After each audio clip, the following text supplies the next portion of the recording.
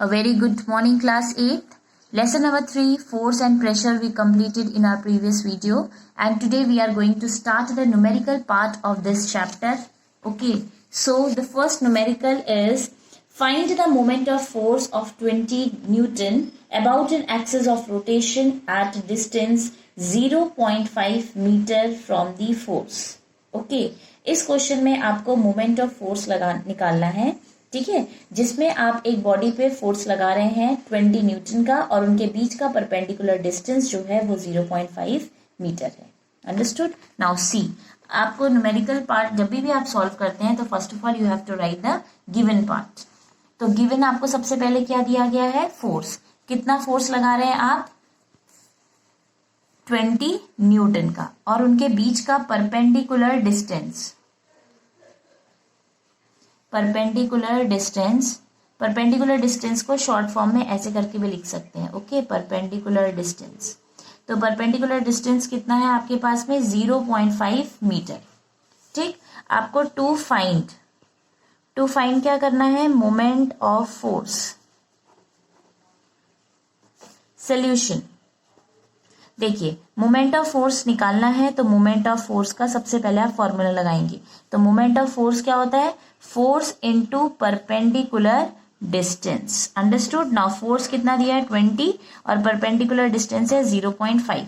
ये पॉइंट हटेगा तो यहाँ पे एक जीरो प्लेस हो जाएगा. 5 1 जा 5, 5 2 जा 10. फिर 2 से इसको कैंसिल कर दीजिए. 2 1 जा 2 और 0, दैट इज 10 न्यूटन मीटर, क्योंकि फोर्स की यूनिट क्या होती है? न्यूटन. और परपेंडिकुलर डिस्टेंस किसमें है? मीटर में. तो moment of force equal to 10 newton meter. Okay, so you have to write down the unit of particular ones. Okay, now second part of this question is the moment of force of 25 Newton about an at point is 2.5 Newton meter. Means इस question में moment of force आपको कितना दिया है? Moment of force आपको दिया है 2.5 Newton metre. ठीक है, ये मोमेंट ऑफ फोर्स दिया गया है और आप इस पे कितना फोर्स अप्लाई कर रहे हैं? 25 न्यूटन का. दिस इज गिवन पार्ट, ये आपको दिया हुआ है. ठीक है. टू फाइंड, आपको क्या निकालना है? To find perpendicular distance. Solution. तो मोमेंट ऑफ फोर्स का फॉर्मूला क्या होता है? Force into perpendicular distance. तो मोमेंट ऑफ फोर्स आपको कितना दिया है? 2.5 और फोर्स कितना दिया है? 25. और परपेंडिकुलर डिस्टेंस आपको निकालना है, तो इसलिए आपने इसको क्या कंसीडर कर लिया? x. तो x की वैल्यू निकालने के लिए आप क्या करेंगे? 2.5 यहाँ दिया है, ये 25 को इधर लाएंगे तो डिवाइड हो जाएगा 25. ठीक है. अब ये पॉइंट हटेगा तो यहाँ पे एक जीरो प्लेस हो जाएगा. तो 25 1 जा 25 और 25 1 जा 25 और एक जीरो. ठीक है, समझ में आया? तो x इक्वल टू कितना हो गया? 1/10 मीटर.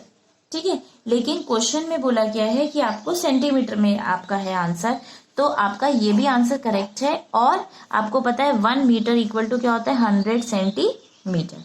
ठीक है. तो x इक्वल टू क्या हो जाएगा? 1/10 जो आपका मीटर में था, तो ये डिवाइडेड बाय क्या हो जाएगा आपका? 100. तो एक जीरो से एक जीरो कैंसिल हो जाएगा, तो ये 10 ऊपर जाएगा, तो इट विल बिकम 10 सेंटीमीटर. तो मोमेंट ऑफ फोर्स कितना आ गया आपका? सॉरी, परपेंडिकुलर डिस्टेंस कितना आ गया? 10 centimetre. Understood. Now question number 3. A spanner of length 10 centimetre. एक स्पैनर है जिसकी लेंथ आपको कितनी दी है? 10 सेंटीमीटर, मतलब इतना लंबा है. मींस आप इसको डिस्टेंस भी कंसिडर कर सकते हैं. Is use to unscrew a nut by applying a minimum force of 5 newton. Calculate the moment of force required. कितना मोमेंट ऑफ फोर्स उसको रिक्वायर्ड होगा, क्योंकि आपने उसको क्या करा है? स्पैनर की हेल्प से उसको नट को अनस्क्रू कर दिया है. ठीक है, एक पर्टिकुलर फोर्स लगा के. तो सबसे पहले आप गिवन पार्ट लिखेंगे. ठीक है. आपको क्या क्या दिया हुआ है इसमें? सबसे पहले आपको क्या दिया है? परपेंडिकुलर डिस्टेंस दिया गया है. ठीक है. तो परपेंडिकुलर डिस्टेंस क्या हो जाएगा आपका? जो आपकी उसकी प्रॉपर लेंथ थी, तो वो आपको दे रखी है 10 सेंटीमीटर. आपको पता है मोमेंट ऑफ फोर्स की जो यूनिट होती है वो न्यूटन मीटर होती है. मीटर मीन्स आपका डिस्टेंस होता है, तो इसलिए आप पहले ही सेंटीमीटर जो आपको दिया गया है डिस्टेंस, इसको मीटर में कन्वर्ट करेंगे. आपको पता है 1 मीटर इक्वल टू 100 सेंटीमीटर. ठीक है. तो 10 डिवाइडेड बाय क्या हो जाएगा आपका? 100. तो एक जीरो से एक zero cancel, that is 1/10 metre आपका हो जाएगा परपेंडिकुलर डिस्टेंस, ठीक है। और कितना फोर्स आप उस पर लगा रहे हैं, दैट इज 5 न्यूटन का फोर्स लगा रहे हैं उस पर। टू फाइंड, आपको क्या निकालना है, क्या कैलकुलेट करना है, मोमेंट ऑफ फोर्स। सोल्यूशन, तो moment of force equal to force into perpendicular distance. तो फोर्स कितना है 5 और परपेंडिकुलर डिस्टेंस कितना है आपके पास 1/10। तो 5 1 जा 5 एंड 5 2 जा, दैट इज 1/2। आप इसको सॉल्व करेंगे तो 0.5 newton metre, that is moment of force आपका कितना आ गया 0.5 newton metre. Now question number 4 is homework. Question number 5, a normal force of 200 Newton act on an area of 0.02 meter square. Find the pressure in Pascal. आपको pressure निकालना है किसमें, pascal में, ठीक है, क्योंकि प्रेशर की जो यूनिट होती है वो क्या होती है, पास्कल, ठीक है। अब देखिए आपको प्रेशर निकालना है। आइए, तो सबसे पहले आपको क्या दिया है, गिवन। आपको कितना गिवन दिया गया, कितना फोर्स आप लगा रहे हैं इस पे, दैट इज 200 न्यूटन का आप इस पे फोर्स लगा रहे हैं।